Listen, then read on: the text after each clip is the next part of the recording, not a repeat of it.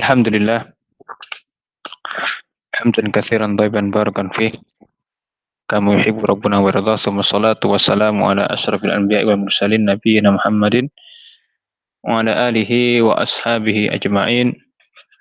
Rabbi shrah li sadri wa yassir li amri wahlul 'uqdatam min lisani yafqahu qawli. Allahumma 'allimna ma yanfa'una wanfa'na bima 'allamtana wa zidna ilman ya rabbal alamin. Ikhwati fillah rahimani wa rahimakumullah jami'an. Alhamdulillah kita bersyukur pada Allah Subhanahu wa taala pada kesempatan sore kali ini kita bisa Allah pertemukan kembali dalam keadaan sehat walafiat dalam rangka untuk melanjutkan ya daras kita, pembelajaran kita di Ma'had Al Imam Syafi'i Tulungagung.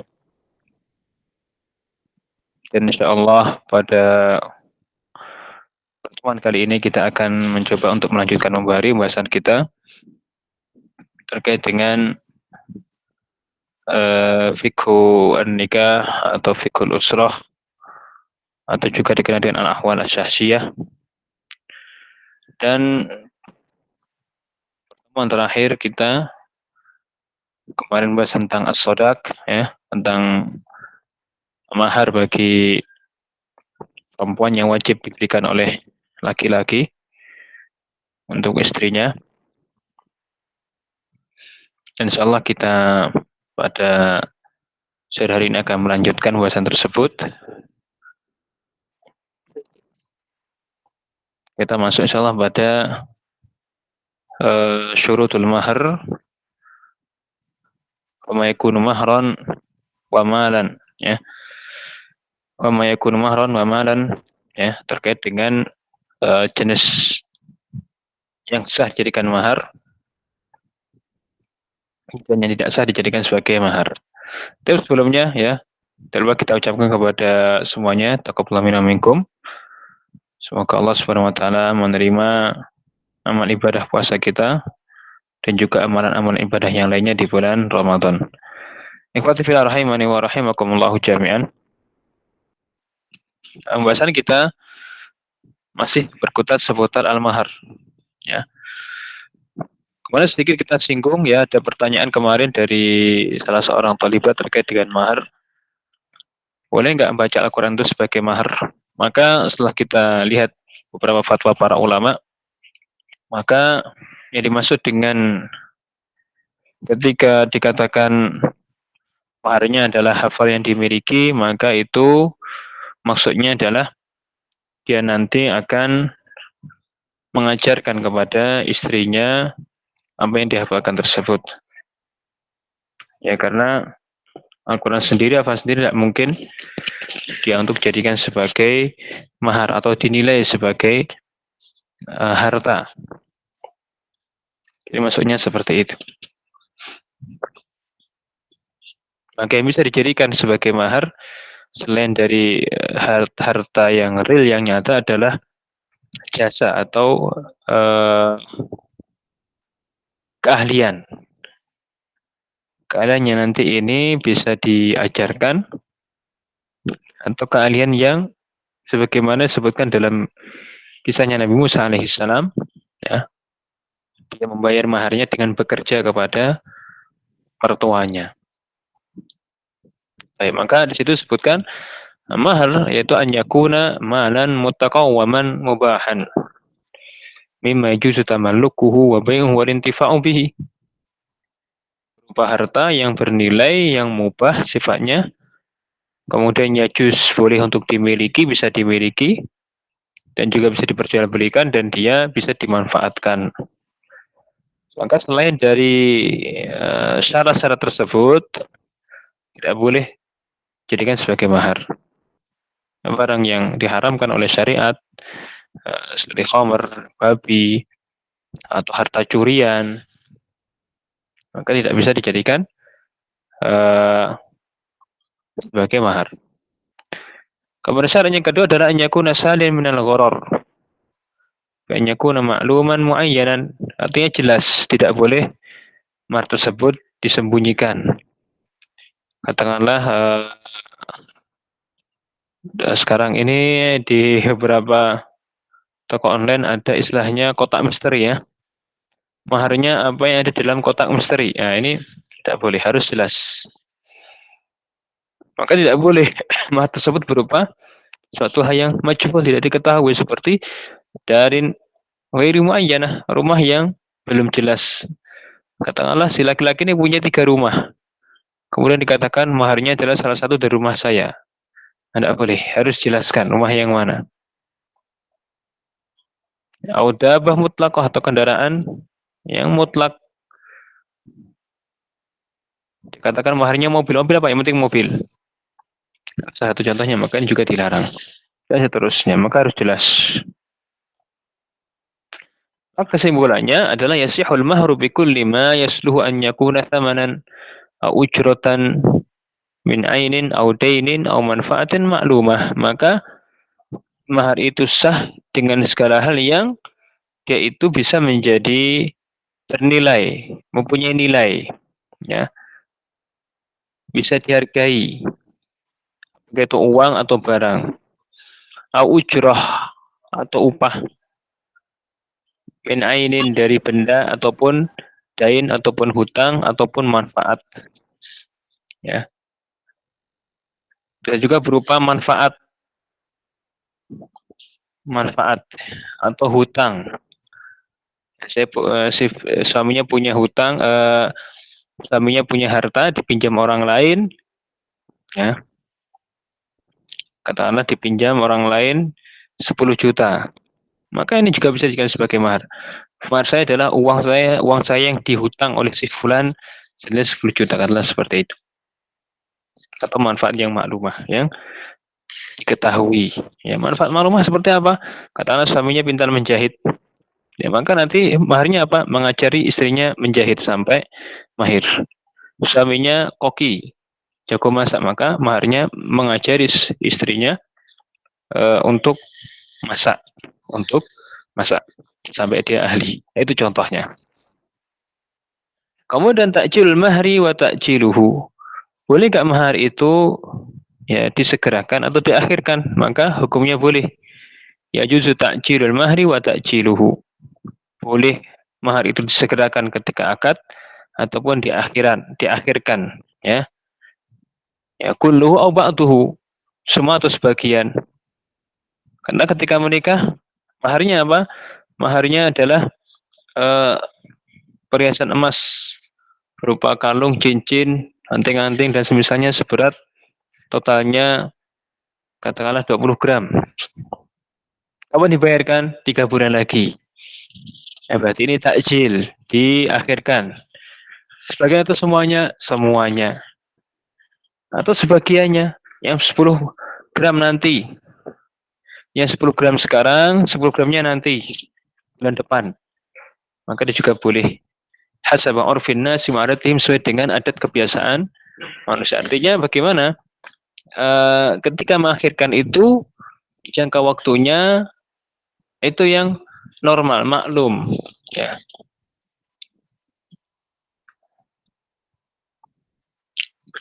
Syartin, dengan syarat alla yakunal ajalu majhulan. Ya, waktu penyerahan tersebut syaratnya adalah diketahui. Kalau sampai syaratnya penyerahan tersebut tidak diketahui, ya, jahalatan fahishatan, dengan ketidaktahuan yang parah, artinya kapan? Wis nanti pokoknya. Ini kan tidak jelas. Jadi kalau dikatakan kapan? Bulan depan. Bulan depan itu apa? Sekarang katakanlah kita berada di bulan, kalau kita gunakan miladi berarti bulan April. Berarti bulan depan Mei. Ya. Atau pakai Hijri berarti di bulan Dzulqa'dah. Ini majhul, tapi masih bisa ditoleransi bulan depan. Ya. Adanya orang kalau bulan depan berarti apa? Ya bulan setelahnya. Atau dikatakan 3 bulan lagi, 2 bulan lagi. Itu diketahui temponya. Tapi kalau Kapan diserahkan? Tidak tahu. Yang penting kapan-kapan lah. Kalau sudah ada rezeki, ini tidak boleh. Ini namanya jahalah fahisyah, ketidaktahuan yang parah yang tidak bisa toleransi. Dan juga syarat selanjutnya adalah Allah takun al muddatu ba'idatan jiddan. Waktu penyerahan tersebut tidak sangat lama. Baca katakan berapa tahun lagi? 3 tahun lagi. Berapa? Kapan diserahkan? Dia mengatakan 3 tahun lagi, 4 tahun lagi, 5 tahun lagi. Ini kan terlalu jauh. Sehingga hari ini menyebabkan di dzalika madinnatus sukutis shadaq, ya. Dikhawatirkan, ya, menimbulkan munculnya anggapan bahwasanya mahar tersebut akan gugur. Itu ketika waktu penyerahannya lama. Sehingga akhirnya nanti mungkin suaminya lupa, kapan ya? Kayaknya saya nggak pernah ngutang mahar deh. Nah, jadi bisa jadi seperti itu. Baik. Kemudian selanjutnya adalah hukum al-mughalah fi shadaq.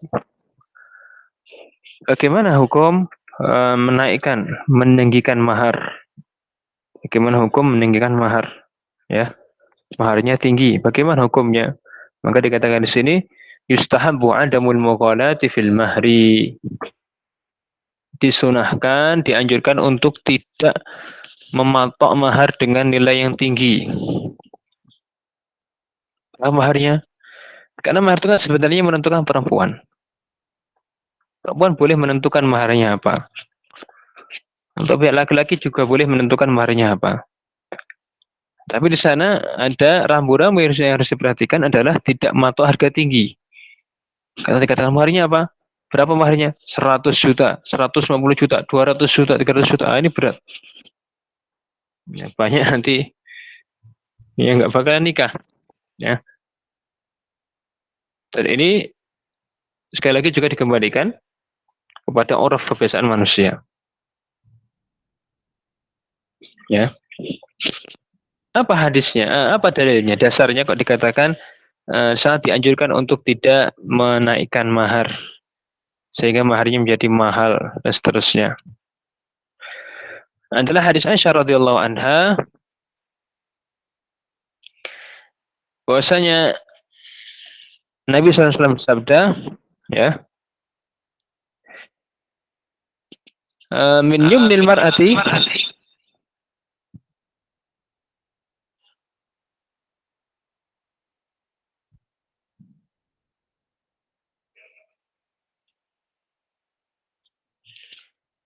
min yumnil mar'ati tashilu amriha wa qillatu sadaqiha.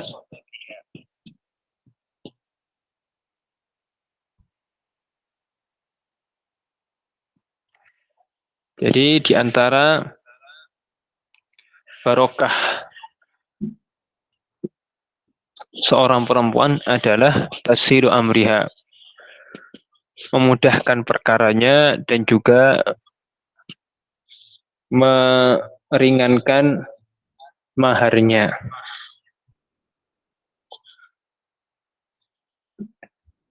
Perkaranya mudah, artinya perempuan tersebut adalah perempuan yang mudah dalam segala hal, diatur mudah, ya,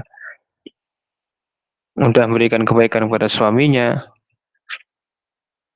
Dan juga selanjutnya adalah wakilatu sadaqiha, sedikitnya atau ringannya mahar. Itu diantara bentuk keberkahan seorang perempuan.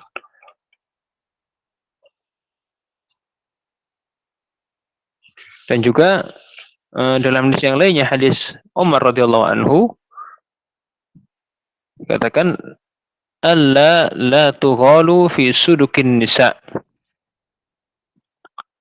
Janganlah kalian itu meninggikan maharnya para wanita.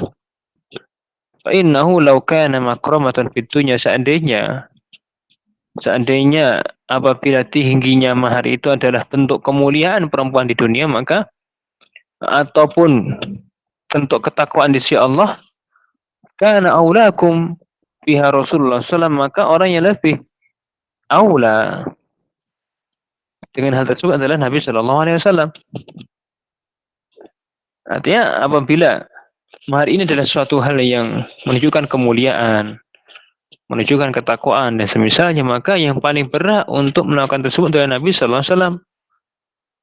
Dan padahal Nabi dikatakan dalam perkataan tersebut, ma asdaqa Rasulullah sallallahu alaihi wasallam imra'atan min nisa'ihi wala ustiqat imra'atun min banatihi, ya, aksaru minasnatai asyara uqiyah atau aksara minasnatai asyrata uqiyatan. Nabi tidak pernah memberikan mahar kepada perempuan, pada para istrinya, ataupun juga putri-putri beliau tidak pernah diberikan mahar, ya, yang lebih banyak dari 12 uqiyah.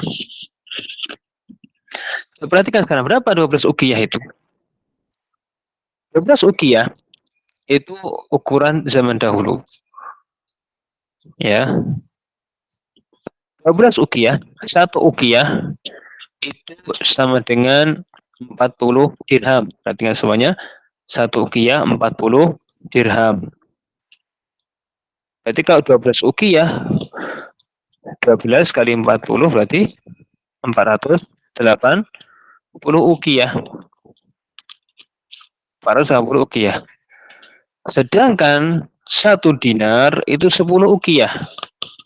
Satu dinar 10. Oke, berarti kalau kita katakan 12 uqiyah,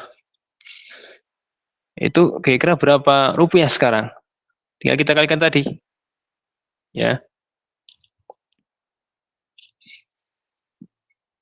Satu uqiyah itu adalah 40 dirham, berarti 12 kali 40 sama dengan 80.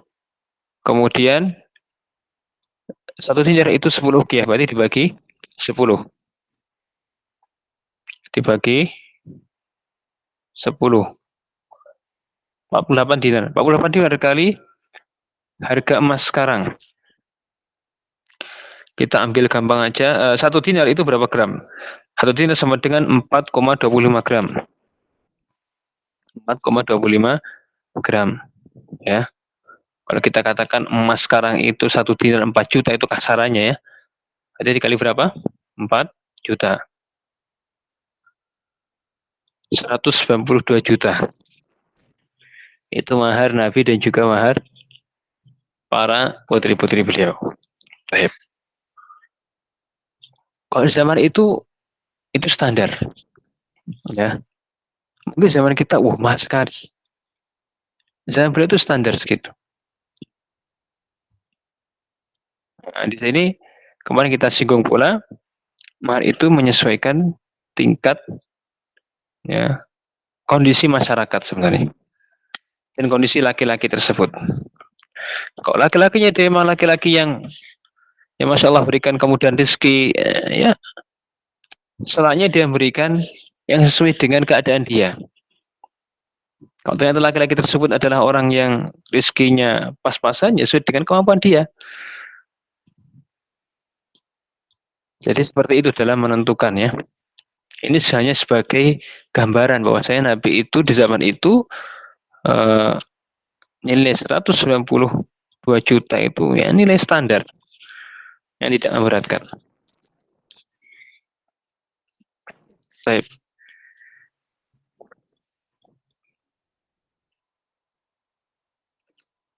Wa inna rajula, sesungguhnya laki-laki, la yugli bisadaqati imra'atihi hatta yakuna laha adawatun fi qalbihi. Dan kadangkala ketika seorang laki-laki merasa dimahalkan berkaitan dengan mahar istrinya, maka muncul perasaan tidak nyaman, ada permusuhan atau, ya, ketidaknyamanan dengan istrinya. Pertama ini nanti kalau timbul masalah, ya.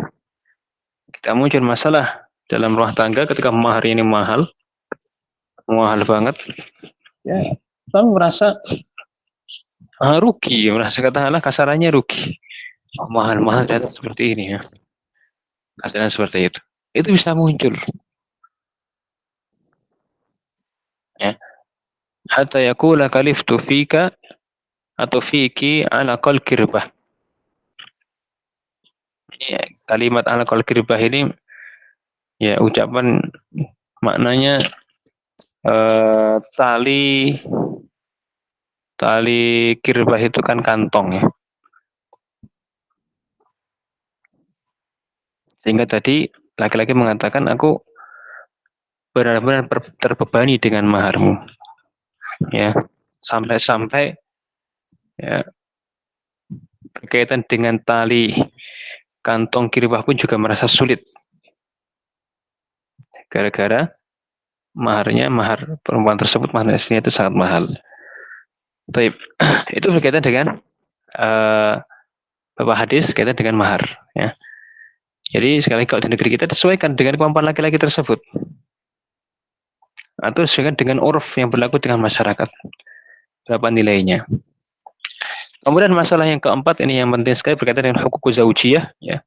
Hukuk zaujiyah ini adalah hal-hal yang penting yang harus dipahami oleh suami maupun istri. Walaupun mungkin secara teori kita bisa paham, secara teori. Ya, teori yang kita paham. Tapi praktiknya ini yang perlu mujahadah, perlu kesungguhan, terutama mungkin yang sudah menikah sudah paham, tapi yang belum menikah, ya mungkin secara teori ya bisa dipahami, bisa dihafalkan dengan mudah, tapi secara prakteknya itu perlu kesungguhan. Karena bayangkan ya, kalau kita pikir dengan logika orang yang belum dikenal, dari latar belakang berbeda, kebiasaan keluarga berbeda, atau bahkan suku berbeda, pasti akan di sana banyak perbedaan-perbedaan yang ini harus disesuaikan, dikompromikan, diambil jalan tengahnya bagaimana. Belum lagi watak masing-masing orang berbeda-beda. Nah ini otomatis harus perlu mujahadah, perlu kesungguhan untuk menyamakan ya frekuensi di antara keduanya. Maka di sini berkaitan dengan pemahaman hak-hak suami dan istri harus benar-benar difahami. Sekali lagi tadi teori memang gampang, tapi praktek itu perlu mujahadah.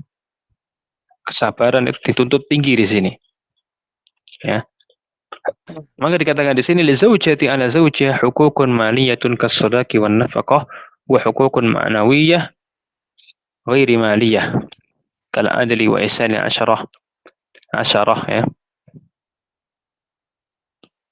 Kemudian wa tayyibil muamalah,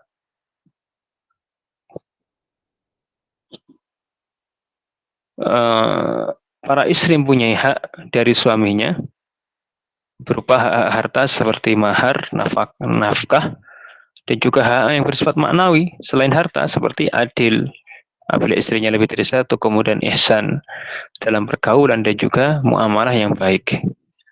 Adapun rinciannya maka sebagaimana berikut. Yang pertama adalah mahru, itu mahar ya, harus ada mahar dalam menikah.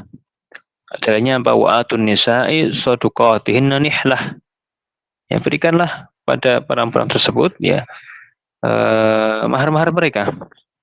Perintah untuk memberikan mahar. Itu yang pertama.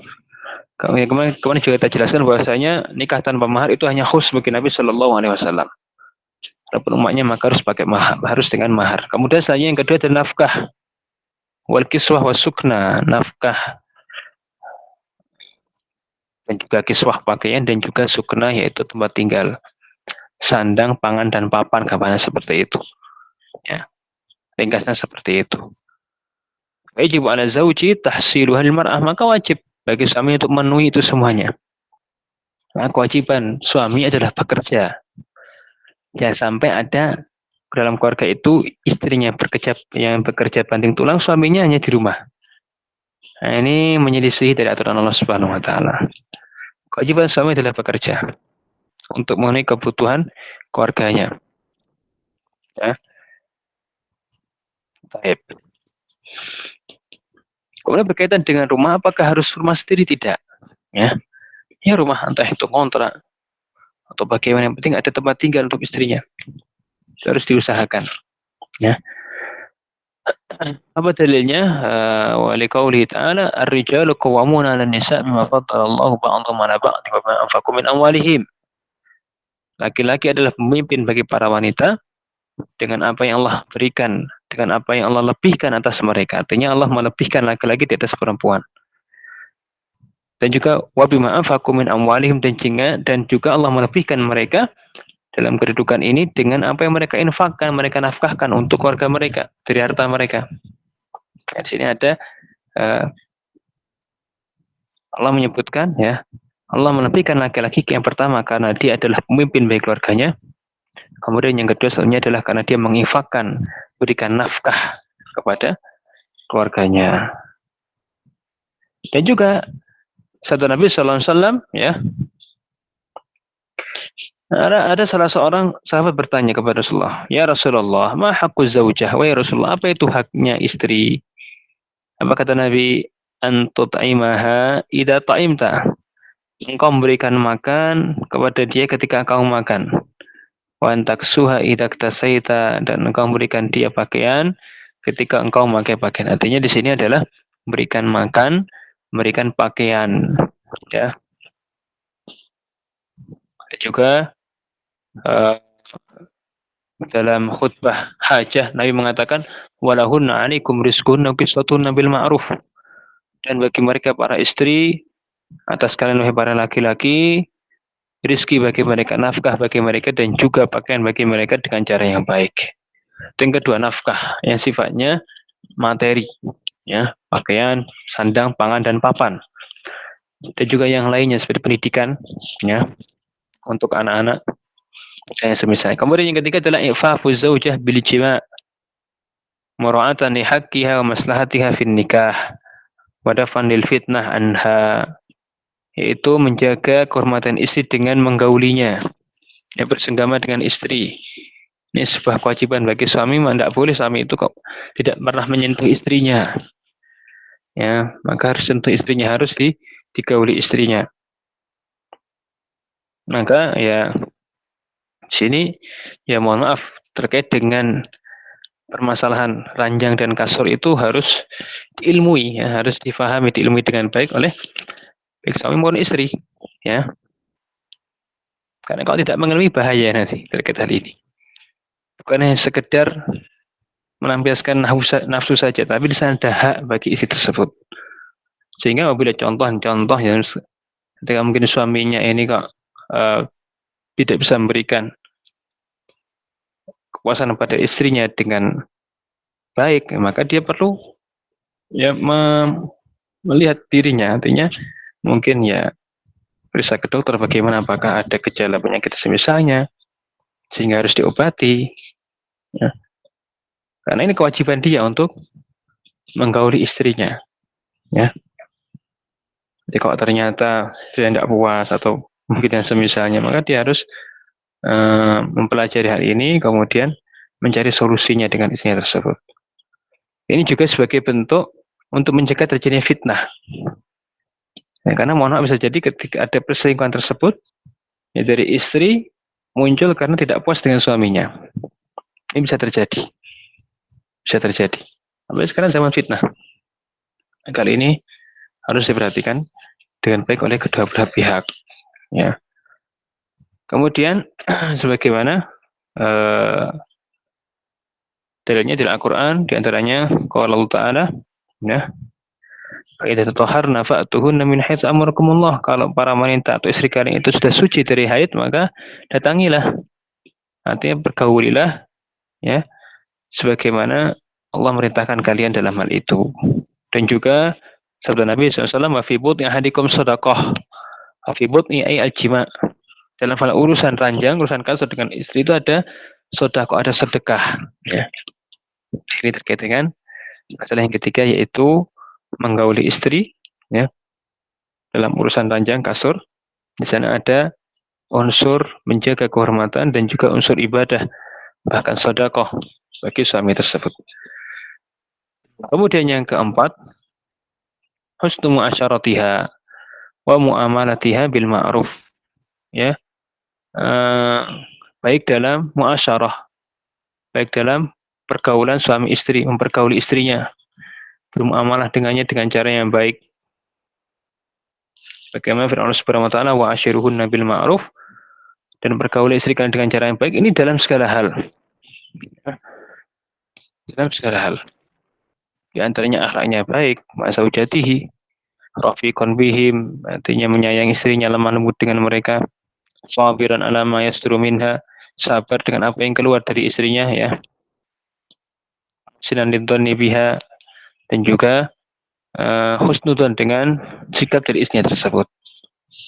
Ya, ini tugas dari laki-laki adalah lebih banyak bersabar dengan para istrinya. Khairukum li ahli, sebagaimana juga sabda Nabi SAW, sebaik-baiknya adalah sebaik-baik kalian untuk keluarganya. Baik. Kemudian selanjutnya yang kelima adalah al-adl baina nisa'ihi fil mabit wan nafaqah, dimakan lahu aktsar min zaujah. Adil antara para istri dalam mabit, bermalam, dan juga nafkah. Dimakan lahu aktsar min zaujah, bagi orang yang punya lebih dari satu istri. Jadi bagi yang punya lebih dari satu istri, maka dia harus adil baik nafkah dan juga adil dalam urusan bermalam, ya. Kalau seandainya 2 hari 2 hari, maka 2 hari 2 hari.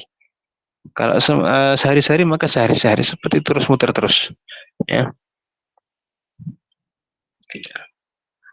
Sebagaimana Allah Subhanahu wa taala, fa in khiftum alla ta'dilu fawahidatan.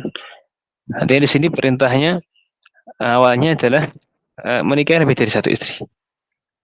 Jadi kalau khawatir tidak adil, maka cukup satu. Jadi seperti itu, ya. Dan juga dikisahkan oleh Anas bin Malik radhiyallahu anhu bahwasanya kana Nabi SAW unis suatin, Nabi itu punya 9 istri. Fakana idza qassama bainahunna, ketika maka apabila Nabi itu membagi waktu dengan mereka, la yantahi ilal mar'atil ula illa fi tis'in. Kalau tidak, ya tidak bermalam dengan istri yang pertama kecuali setelah selesai dari istri yang ke-9. Jadi seperti itu. Mau 1 hari sehari, mau 2 hari 2 hari. Tapi adil. Kalau katakanlah punya 2 atau 3, istri pertama 3, kedua 3, 3 3. Atau 1 1 1, atau 2 2 2. Ya boleh. Jadi seperti itu. Dan juga nafkahnya, menyesuaikan nafkahnya. Ya, satu istri berapa, maka disama. Nanti mungkin yang membedakan adalah dengan jumlah anaknya. Kalau yang pertama istrinya banyak anak, ya mungkin beda lagi. Yang kedua anak cuma 1, mungkin juga beda lagi. Kenapa? Karena situ, ya itu berbeda pengeluaran untuk ya punya anak banyak dengan sedikit juga berbeda. Baik. Nah, mungkin kalau hal ini ditanyakan kepada para asatid yang sudah apa istilahnya, yang sudah praktek langsung, mungkin lebih paham dengan hal tersebut. Kalau secara teori kurang lebih seperti itu. Kemudian yang kedua adalah hakku zauj, haknya suami. Ya. Secara umum dikatakan di sini wa haqqu zauji ala zaujatihi a'zamu min haqqiha alaihi. Secara umum haknya suami atas istri itu lebih besar ketimbang haknya istri atas suami. Ya.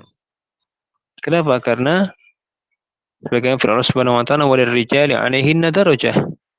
Laki-laki itu mempunyai derajatnya lebih tinggi atas perempuan, atas istrinya. Dan juga sebagaimana sabda Nabi SAW, "Lau kuntu amiran ahadan an yasjuda li ahadin la amartul mar'ata an tasjuda li zawjiha." Seandainya aku memerintahkan seorang untuk sujud, maka akan aku perintahkan perempuan untuk bersujud kepada suaminya. Dan juga wala tu'addil mar'atu haqqallahi azza wa jalla 'alaiha kullaha atau kullahu, ya, tidaklah seorang perempuan itu dikatakan menunaikan seluruh haknya Allah, ya, sampai menjadi kewajibannya, hatta tu'addiya haqqa zawjiha 'alaiha kullahu, hingga dia menunaikan seluruh hak suaminya. Maka ini berarti menunjukkan haknya suami itu besar sekali yang harus ditunaikan oleh istri. Nah, kemudian amin huquqi zauj, apa di antara haknya zauj? Yang pertama adalah hifdzus sirri wa adami ifsa'ihi li ahadin. Ya. Menjaga rahasia suaminya dan tidak menyebarkannya untuk seorang pun. Ketika ada masalah dengan suaminya, maka jangan diceritakan. Nah, ini sekarang yang terjadi, bukan menceritakan tapi menulis di status. Ada masalah dengan suami, tulis statusnya. Ini sama dengan tidak menjaga rahasia, sama saja ini menyebarkan. Iya benar, dia nggak menceritakan kepada sahabat, tapi dia menulis dalam statusnya, ya, WA-nya atau FB-nya atau Instagram dan semisalnya, ini menunjukkan berarti dia tidak menjaga rahasia. Apa dalilnya? Ya, fasalihat, maka wanita yang soleh adalah wanita yang merasa cukup, yang menjaga rahasia, ya, dilakukan bima hafidallah, menjaga rahasia bima hafidallah dengan apa yang Allah jaga. Artinya di situ dia menjaga rahasia suaminya sebagai Allah menjaganya, ya. Karena ketika seorang itu katakanlah tidak mengumbar aibnya, insya Allah Allah akan tetap menjaganya, akan tetap menjaga aib tersebut selama dia tidak mengumbarnya. Kemudian yang kedua adalah wujub taati fil ma'ruf, wajib taat kepada perintah suami dalam hal kebaikan. Ini dalam segala kebaikan maka wajib dia taat kepada suaminya. Dan bahkan taat kepada suami itu melebihi taat kepada orang tua perempuan istri tersebut. Mana yang dahulukan, taat kepada suami atau taat kepada orang tuanya? Maka taat kepada suaminya lebih diutamakan daripada taat kepada orang tuanya. Kemudian yang ketiga adalah tamkinu an nafsiha min nafsiha idza da'aha ila firashihi. Nanti menyerahkan dirinya kepada suaminya apabila suaminya ini mengajaknya untuk uh, uh, ila firashihi, mengajak untuk urusan kasur, urusan ranjang. Artinya berjima dengan suaminya. Suaminya ngajak berjima maka dia harus ikut, harus taat. Malam yakununa kamanun syar'i, selama tidak ada penghalang syar'i, tidak ada udzur syar'i, sakit atau semisalnya, maka dia harus taat kepada suami. Bahkan dikatakan dalam sebuah hadis, walaupun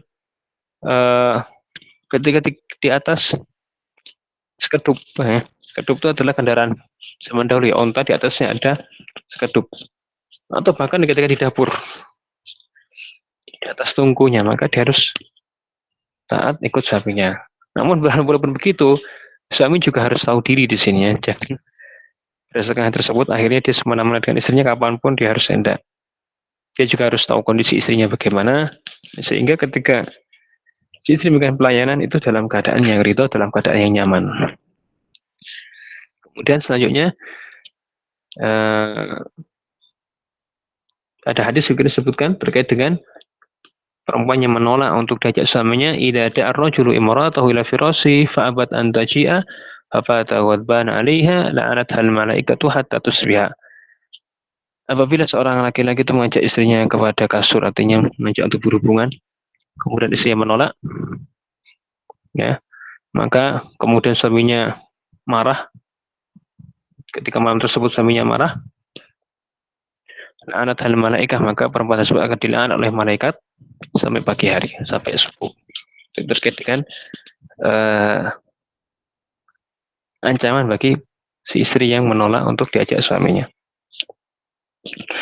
Kemudian yang keempat adalah al-muhafadzatu ala baitihi wa malihi wa auladihi wa husni tarbiyatihim, menjaga rumahnya, menjaga rumah suaminya, menjaga harta suaminya, dan juga menjaga anak-anaknya, dan mentarbiyah mereka dengan cara yang baik. Walaupun sebenarnya dalam urusan tarbiyah itu bukan hanya kewajiban istri, namun di sini suami juga punya peran yang besar. Punya peran yang besar. Bahkan sebenarnya peran utamanya adalah pada suaminya, pada bapaknya. Peran utama dalam mendidik anak itu pada orang tuanya, pada bapaknya sebenarnya. Ya. Qauli sallallahu alaihi wasallam, kullukum ra'in wa kullukum mas'ulun ra'iyatihi. Setiap kalian adalah pemimpin dan setiap kalian akan ditanya terhadap kepemimpinannya, apa yang dipimpinnya.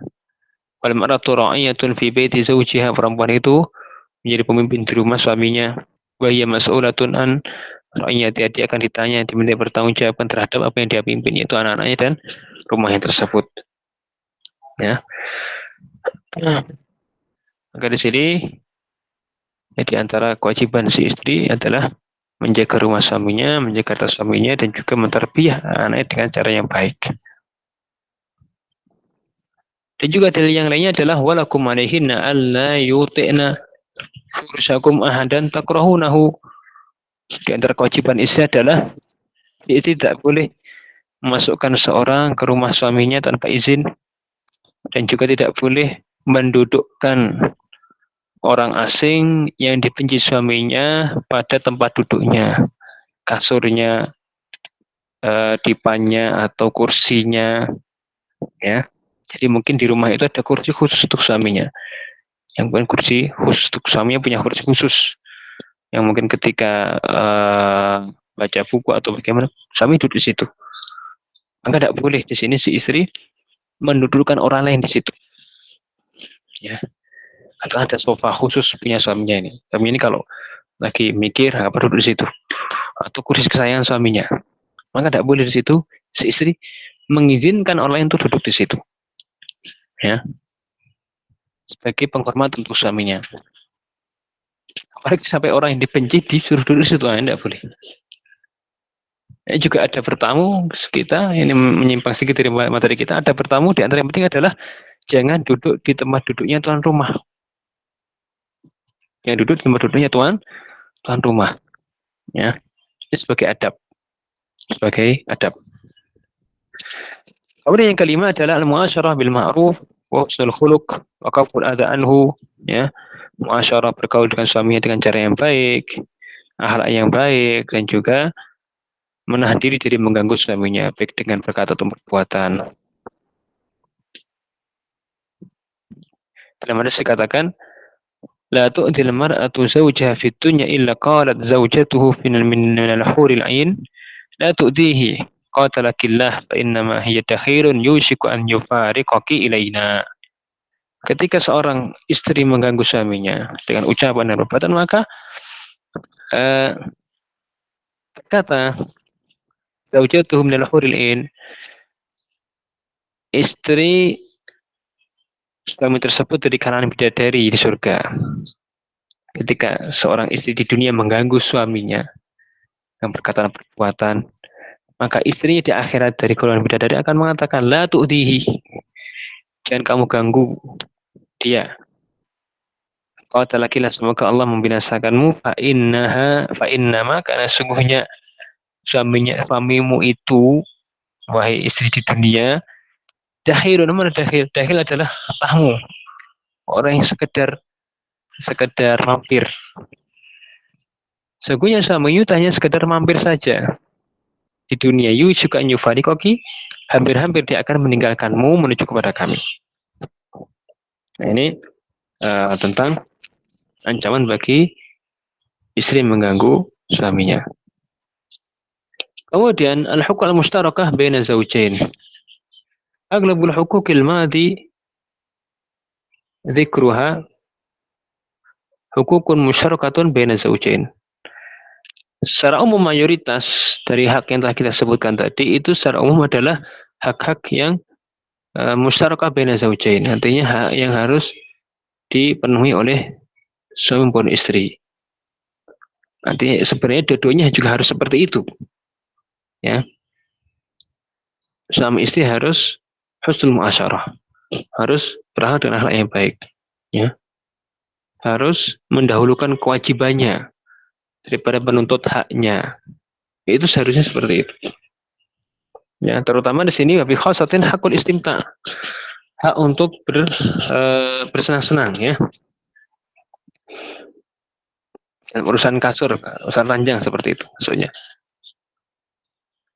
Maka di sini dua-duanya punya hak di situ. Punya hak. Mau min hukukin, dan juga hak yang lainnya. Wakadha begitu pula dengan tahsinu kulli min zawjaini khuluquhu.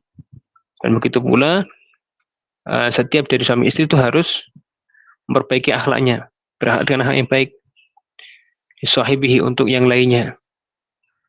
Wa tahammul adzahu, dan juga menahan diri atau bertahan dengan gangguan. Dan juga muasyarah dengan cara yang baik, bergaul dengan cara yang baik. Fala yumatilu bihaqi, maka tidak boleh dia mengulur-ngulur haknya. Tidak boleh suami mengulur haknya istri, ataupun istri mengulur haknya suami. Wala yatakarrahu li badli, dan juga tidak boleh bagi keduanya untuk merasa berat menunaikan hak yang lain. Walid bahu adan wa minnatan, dan juga tidak boleh dalam memberikan menunaikan hak itu disertai dengan ada gangguan atau mengungkit-ungkit, ya, mungkit tentang hak yang telah diberikan kepada yang lainnya. Sebagaimana firman Allah wa asyiruhunna bil ma'ruf, maka ini umum. Wa asyiruhunna bil ma'ruf ini sifatnya umum. Kewajiban untuk muasyarah bil ma'ruf dengan cara yang baik. Kalau dengan cara yang baik. Dan juga sebagaimana kami sanul zauji, ya, disunahkan bagi suami imsaku zaujati, untuk tetap menahan istrinya, artinya tetap memegang tali pernikahan tersebut hatta ma'akarahatihi laha, walaupun dia membenci istrinya, ya. Ini satu hal yang harus diperhatikan, ya.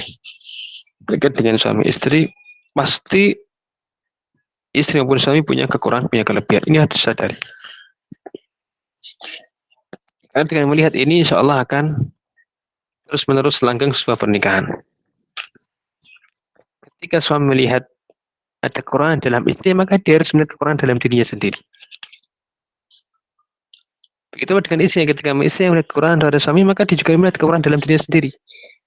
Ya, dan lihatlah kelebihan yang lain.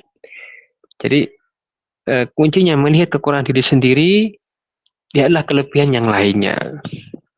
Ya, dan jangan suka membandingkan dengan orang lain. Ini kuncinya di situ. Ketika suka membandingkan dengan orang lain, maka akan muncul masalah. Mau kayak si fulan, kayak si fulana, itu loh gini-gini. Nah, muncul masalah nanti di situ. Ketika menasihati yang lain, jangan membandingkan. Maka sebutkan, oh seperti ini, seperti ini. Gak tanpa perlu menyebutkan kayak si fulana, kayak si fulan, kayak temanmu kayak ini. Nah, karena dengan membandingkan akan muncul masalah nanti. Dan tidak langsung akan muncul ketertarikan dari yang membandingkan tersebut. Ya, ketika katakan, oke si fulan itu gini-gini, akan muncul nanti ketertarikan dengannya menjadi pembanding tersebut. Secara tidak langsung ketika terus-menerus dilakukan. Maka di antara kuncinya adalah melihat kelebihan yang lain, melihat kekurangan diri sendiri. Itu yang penting harus difahami sehingga nanti bisa bertemu, ada muncul titik temu. Karena yang pasti yang menikah itu pasti banyak masalah. Pasti banyak masalah sehingga perlu penyatuan frekuensi, ya. Dan juga sabar ini tekankan sekali, ya. Dan sekali lagi, teori itu gampang. Teori itu mudah, namun secara praktik itu sangat sulit dan perlu yang namanya kesabaran dan mujahadah. Perlu kesabaran dan juga mujahadah. Baik, kita ambil sedikit lagi. Tadi saya mohon maaf masuknya agak terlambat. Ya, kemudian yang kelima adalah i'lanun nikah, yaitu mengumumkan pernikahan. Yusanu i'lanun nikah, disunahkan untuk mengumumkan pernikahan atau dengan undangan, misalnya wa idharuhu, menampakkannya, ya mungkin ada terop, misalnya wa isya'atuhu, dan menyebarkannya, wa darbu alaihi biduf, membunyikan rebana, ya. Melepok rebana itu boleh. Artinya pernikahan itu harus diumumkan, disebarkan agar semua orang tahu. Karena kalau disembunyi-sembunyi ini bahaya, berarti tidak, pernikahannya berarti dipertanyakan. Tapi kalau diumumkan, berarti menunjukkan pernikahan yang disyariatkan, yang syar'i. Maka beliau mengatakan faslu ma bainal harami wal halali as-sautu wa dufu fin nikah. Yang membedakan antara nikah yang halal dengan yang haram adalah as-saut, suara. Entah itu pengumuman, undangan, ya. Dan juga rebana dalam pernikahan, ditabuhnya rebana. Ya mohon maaf, tidak mungkin orang yang berzina kok dia undang-undang, kan. Ada walimah itu tidak mungkin, ya. Orang berzina kok nabuh rebana, tidak mungkin, ya. Nah, itu yang membedakan. Atau mungkin sekarang ada nasyid, ya, tapi nasyid pun juga diperhatikan tanpa ada musiknya, tanpa ada suara musiknya. Wa yakunu darbu bidufri nisa dunar rijal, dan yang memukul rebahan itu adalah para perempuan, bukan para laki-laki. Syaratnya apa? Alla yashabu dzalika fuhsun fil qawli, tidak sertai dengan perkataan yang mungkar. Atau kalau ada nasiknya, maka nasiknya bukan, atau syair bukan syair yang mungkar. Nasiknya syair kebaikan, ajakan kepada kebaikan, ya semisalnya. Ya, itu berkaitan dengan iklanun nikah, dengan iklan an nikah. Nah, diumumkan undangan, ya entah undangannya perorangan atau sifatnya undangannya di masjid, ya semisalnya, maka harus ada pengumuman dan semisalnya.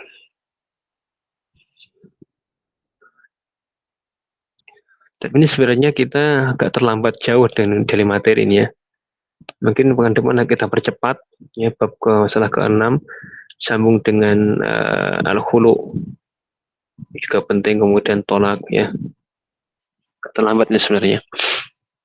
Kemudian untuk ujian MIT sepertinya insya Allah kita tidak ada ujian MIT, namun ada tugas ya. Ada tugas murojaah.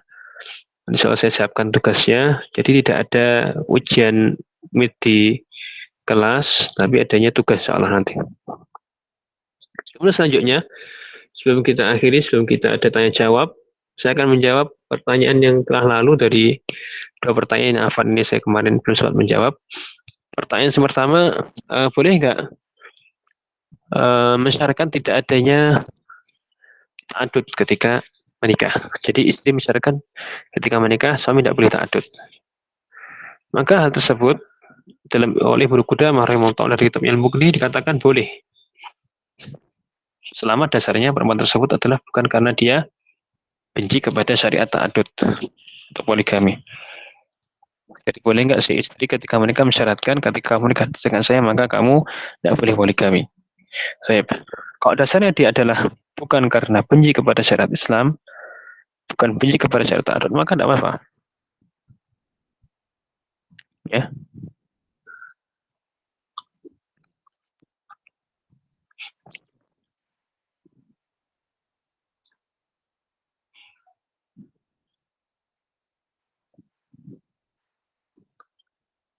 Itu kata Ibnu Qudamah rahimahullah ta'ala.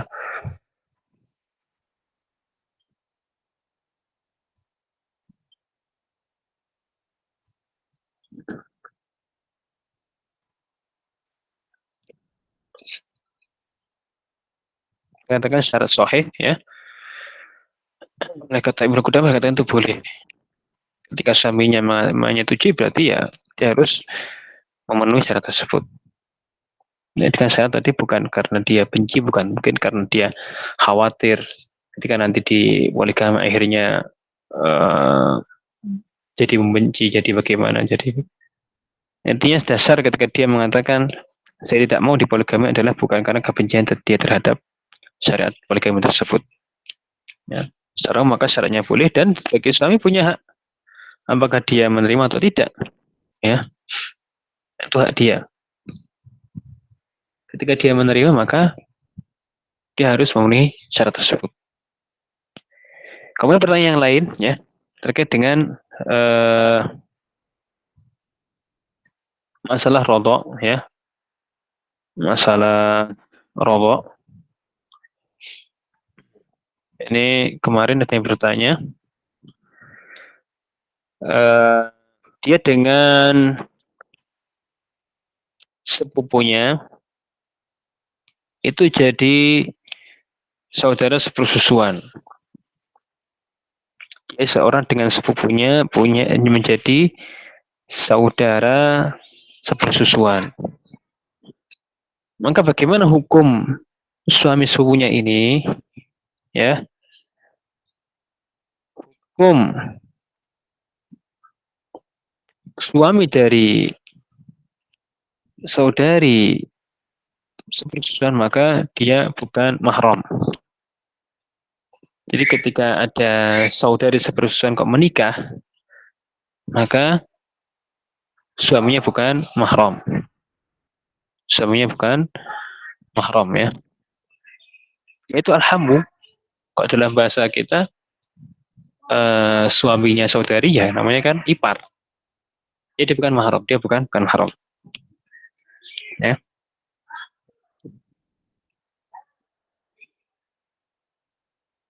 Tapi anaknya saudari sepersen maka dia adalah mahram ya. Anaknya saudari sepersen maka dia adalah mahram.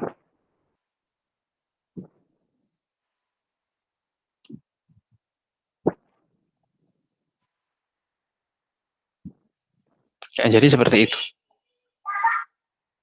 Jadi seperti itu. Wallahu a'lam bishawab ya. Sebelumnya kita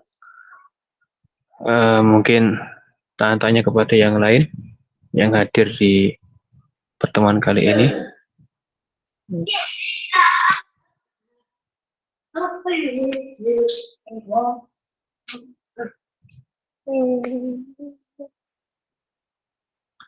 Ini hadir berapa orang pagi hari ini, Mas Tri?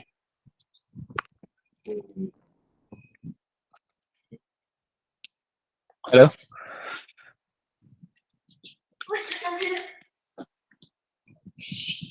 Mas Tri ada? Nggak ada, Ustaz. Mas Tri nggak ada, Mas Tri? Gimana, Mas Tri? Ustaz? Yang Ya. hadir hari ini berapa orang yang hadir hari ini? Hari ini 24, Ustaz. 24. Ya. Ikhwan ada berapa ikhwannya? Ikhwannya ada 2. 2. Siapa aja itu? Mas Naufal Leon sama tadi ada Mas Faiz. Cuman ini sudah keluar, Ustaz. Ya. Mas. Baik.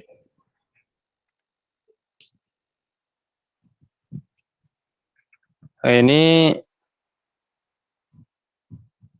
ada tugas ini buat semuanya. Tugas pertama, soal ada tugas nanti dalam semester ada 3 tugas. Ini tugasnya ya tolong mohon dicatat semuanya. Nanti tolong masih di share ulang di grup ya.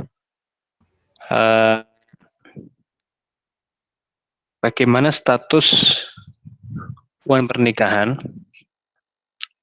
Status hubungan pernikahan ya. Orang yang suami istri menikah di waktu kafir. Mereka berdua kafir, kemudian menikah. Ya. Kemudian setelah jadi suami istri semuanya kedua-duanya masuk Islam. Kedua-duanya masuk Islam. Ini soal pertama. Bagaimana status pernikahan orang kafir yang kemudian dua-duanya masuk Islam.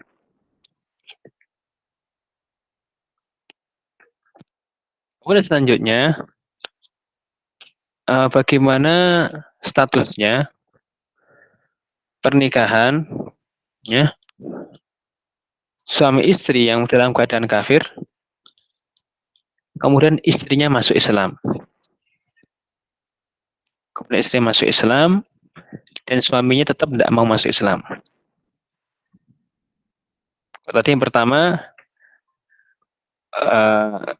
dua-duanya kafir, menikah, ya, kemudian masuk Islam.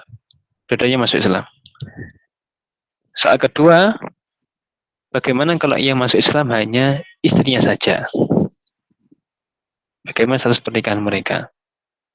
Ya. Ini nanti tolong di-up lagi, Mas Tri, di grup. Insya Allah pekan depan juga akan saya ulangi lagi di kelas. Ya. Apa nih pertemuan depan kayaknya saya online lagi, Mas Tri. Iya, Ustaz. Karena saya di daurah di Malang, kemungkinan insya Allah. Ada daurah di Malang. Jadi nanti tolong dipersiapkan. Mungkin seperti kemarin, seperti di Surabaya kemarin, ketika saya safar ke Surabaya. So, tetap ada pelajaran, namun mungkin online. Dan tolong nanti tugasnya tingkat-tingkat lagi ya. Insya Allah akan kita ingatkan lagi dengan depan, yaitu sekali lagi yang pertama suami istri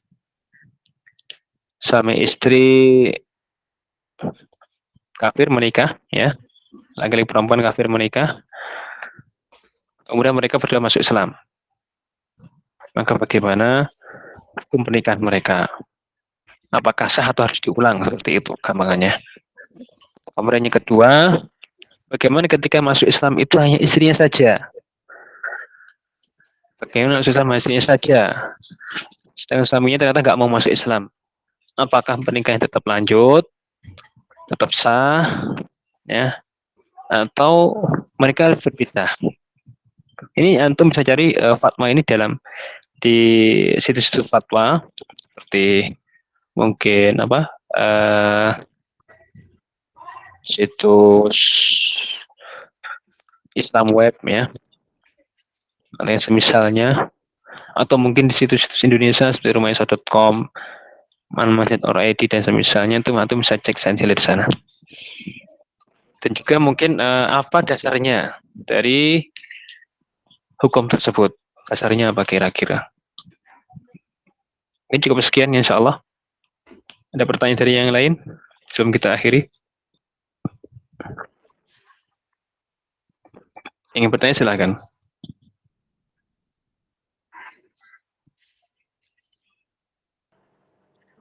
Tidak ada? Ya silakan, Fadol. Apabila suami itu dalam menunaikan maharnya itu hutang, ternyata sebelum menyelesaikan hutang maharnya itu si suami meninggal tuh gimana hukumnya, Ustaz? Baik, bagaimana ketika maharnya terhutang, kemudian ketika belum menyelesaikan mahar tersebut, suaminya meninggal. Maka diambil dari harta peninggalan suami, ditunaikan di situ.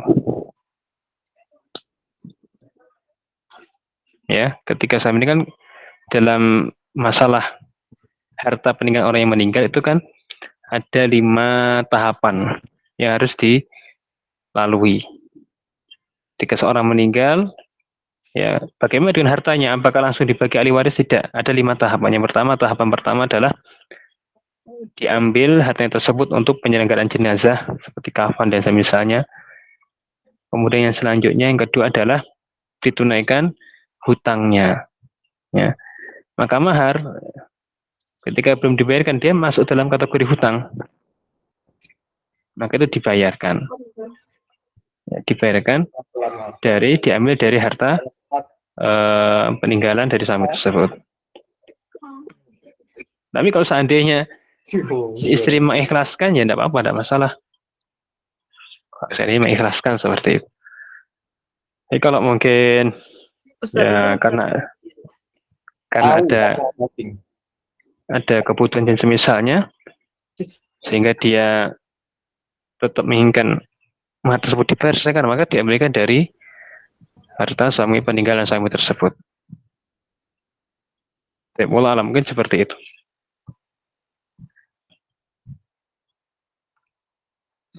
Ya, gimana? Sudah jelas insyaallah ya? Jelas insyaallah Ustaz. Jazakallah khairan. Oh ya, yang lain?